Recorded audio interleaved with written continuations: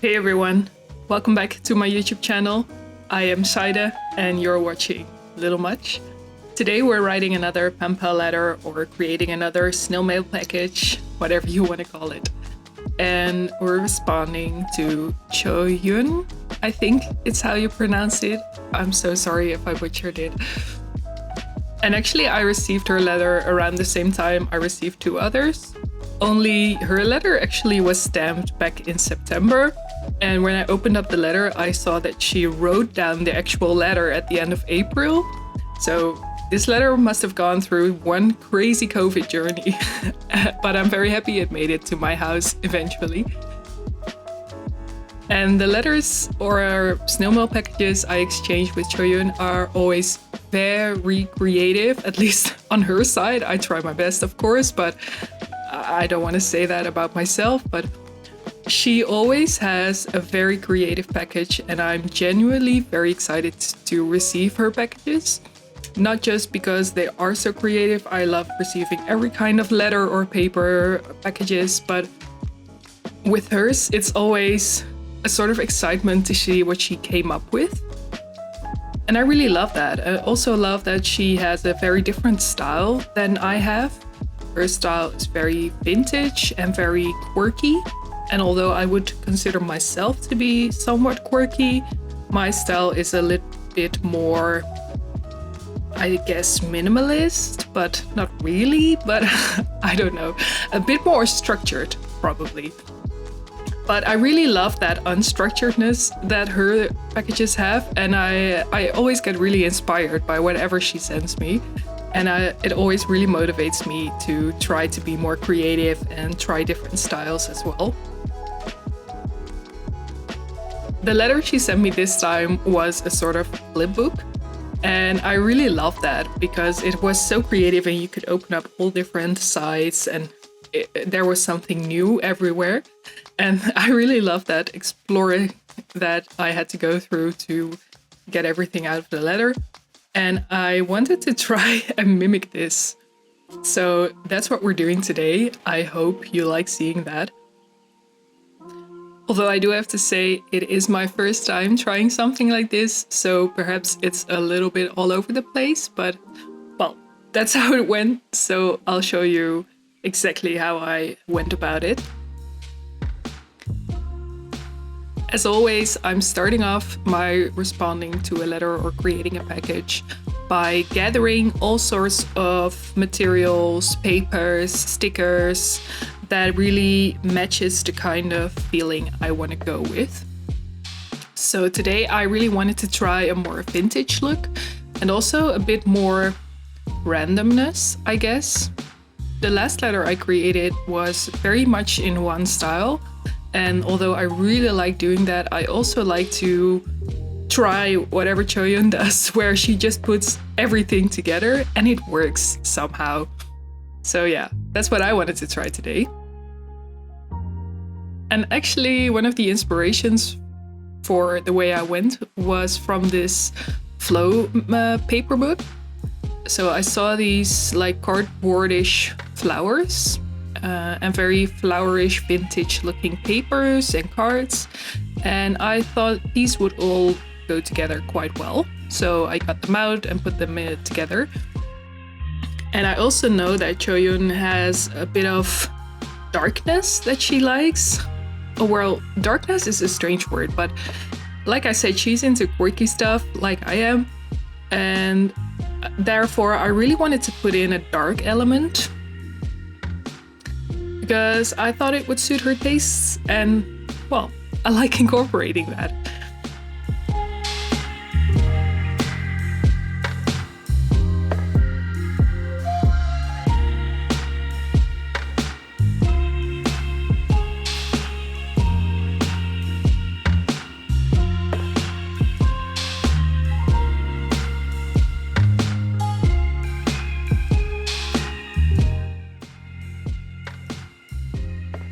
I actually think it's one of the best things about exchanging snail mail or letters with someone across the world is that you meet such different people who can somehow live on the other side of the world and yet experience very similar things. That to me is, it's really great to experience.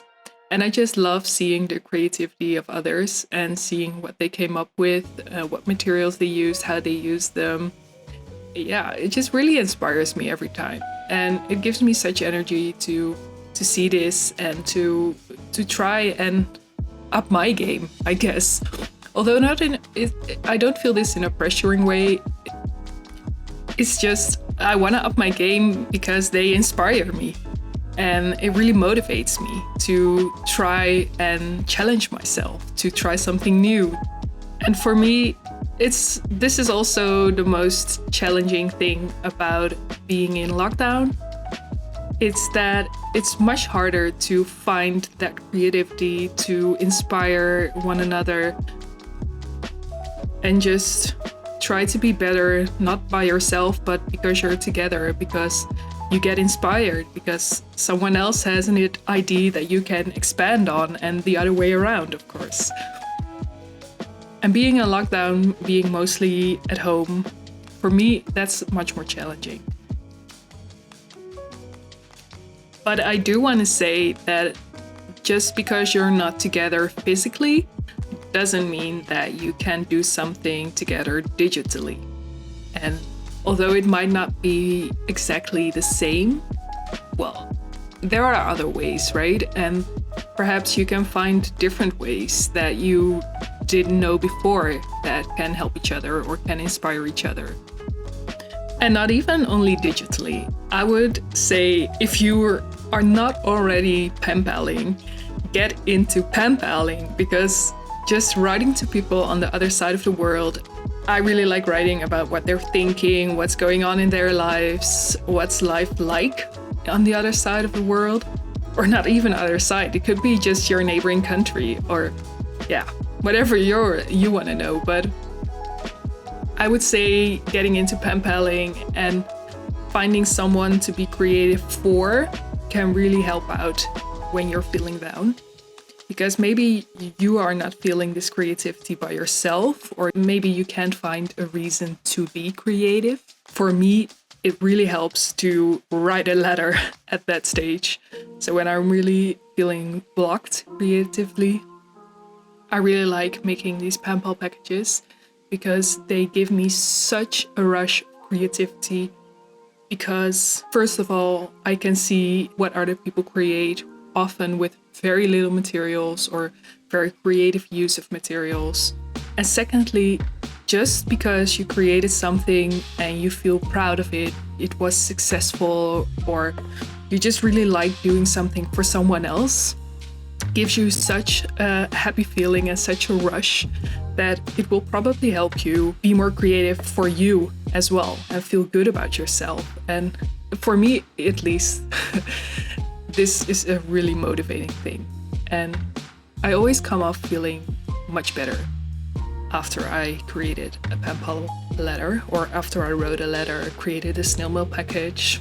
It doesn't matter what you call it, either one of those. And more often than not, I find I just need to do something to get my creative juices flowing, and then the rest will follow by itself. Sometimes you just have to push yourself a little bit to start something, or to get it out of your blockage. And just by making that tiny push, you often feel very liberated by successfully doing something. And for me, that's also very much the case with pen pal letters. I can really feel that it's too much pressure to respond to something so creative as Choyun sent me. But then as soon as I actually get into the responding, usually it gives me such a rush of creativity just because I'm inspired by whatever was sent to me and whatever my brain comes up with when responding, that it gives me such a creative rush that I often also do other creative stuff afterwards. Or that day I really play the piano very well, and that really makes me very happy, which in turn gives me more creativity. It's all a circle.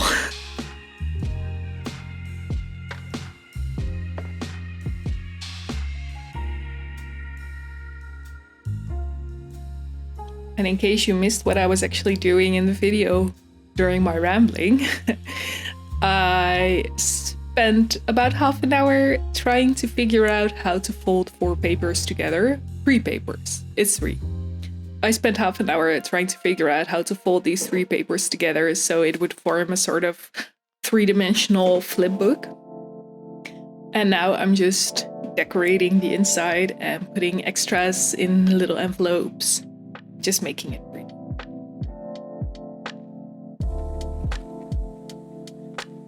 And actually it was also about this time that I started putting more stickers, more stuff around what I had created thus far. And while I kept putting more stuff on it, I was kind of feeling that I ruined it. So when I had just these 2 flowers and the envelopes, I thought it looked really amazing. I was so proud of myself for coming up with this flower idea. And then I started putting stuff around it and I was thinking, meh, I don't know if I should have done that. But yeah, I already did it and I couldn't take everything off. And I also wouldn't allow myself this moment of doubt. I was thinking, no, I gotta go for it. I just gotta pull through. It will probably come together in the end. And I think in the end it did.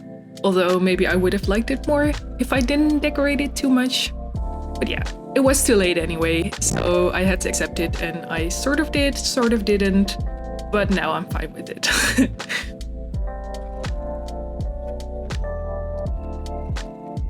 Oh, and another thing I wanted to talk about is, remember all those videos where I talk about setting up a second camera angle and I was very proud of doing it right once in a while? You probably noticed you're not seeing a second camera angle today. Well, the case actually is as follows.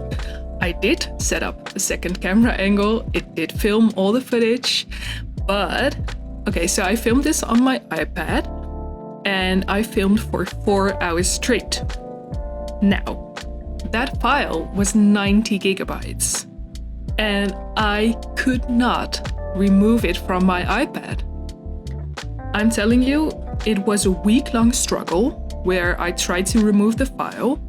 I plugged my iPad into my computer, transferred the file. After 2 hours, it said, nope, can't do it.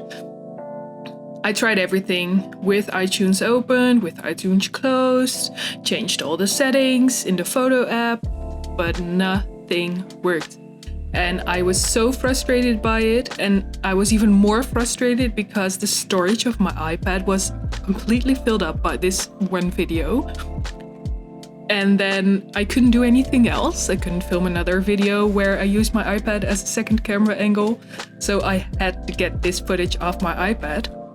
And then I tried removing it because I finally accepted after a week of struggle, this video is not going to come off. I just have to create this video without a second camera angle. So I removed the footage and then it got stuck in other files. So there was 90 gigabytes stuck in other files and I could not get it out.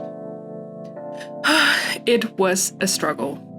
Anyway, I ended up putting my iPad on factory reset and restoring a backup I took that morning. So it wasn't too bad, and luckily when I restored the backup from the same morning, the file was gone mysteriously.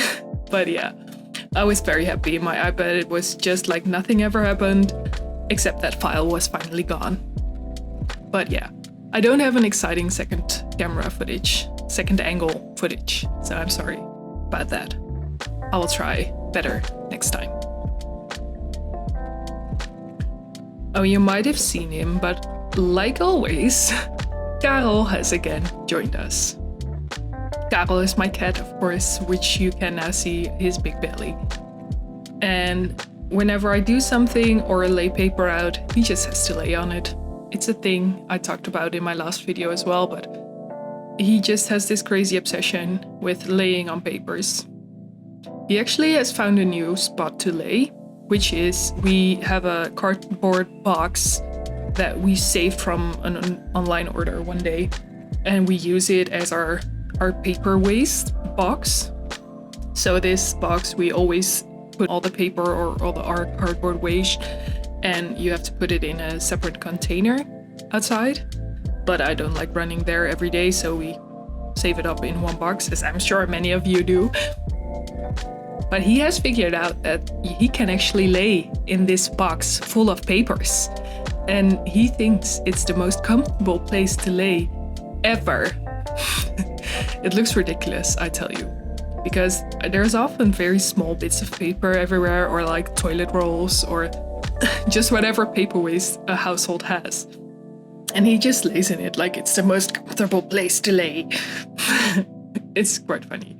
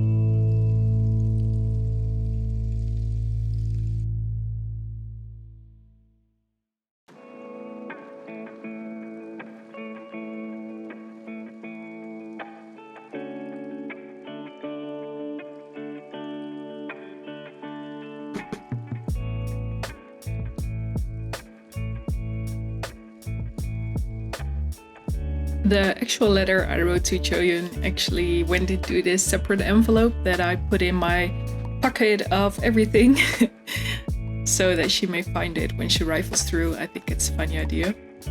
The more stuff I put in this package, every time I folded it closed, it would struggle a little bit more. So yeah, it was really getting kind of thick, which I think is also quite funny.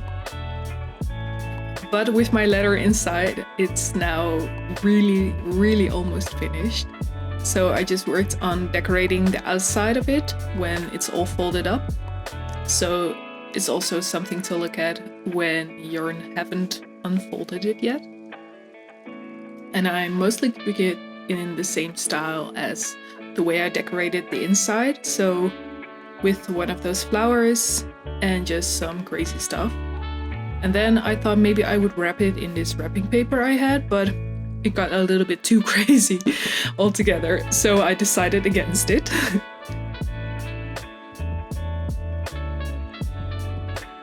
And here is just me checking again, does it fold, does it unfold? And writing a final little message on the inside.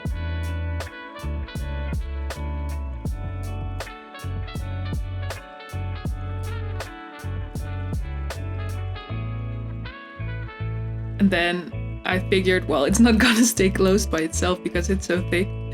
And I put this rope around it because that actually holds it together quite nice.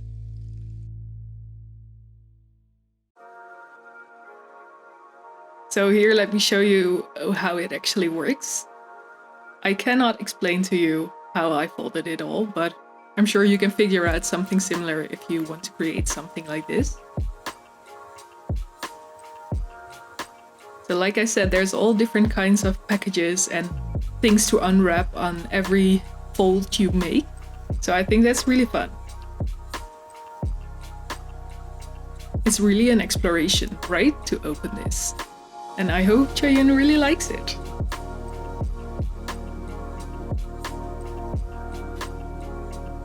Also, I'm sorry about Karel's ass being right in frame here. He's just laying there.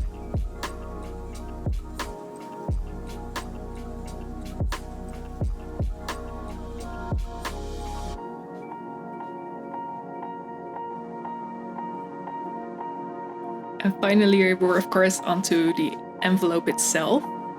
I had to go with a quite large envelope. This one is actually A4 size. Because the package got so thick, it wouldn't fit into an A5 sized envelope, which is the smaller one you saw me try. So it's a real special package, I guess.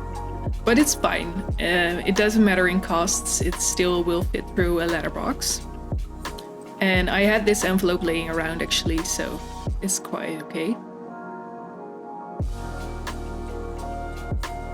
And again, I tried decorating the envelope in a sort of similar way as I did the package itself, so that it's one sort of cohesive style. Although both of them are quite all over the place, but I guess that's the cohesiveness in them. I really like using these laced textured papers on envelopes because it gives a very cozy feeling right away, right? And then I rediscovered these bits of paper in my drawers the other day, which are very fun textured papers. They're sort of a rough fabricy texture, and they have all these sorts of cute patterns on them that I really like.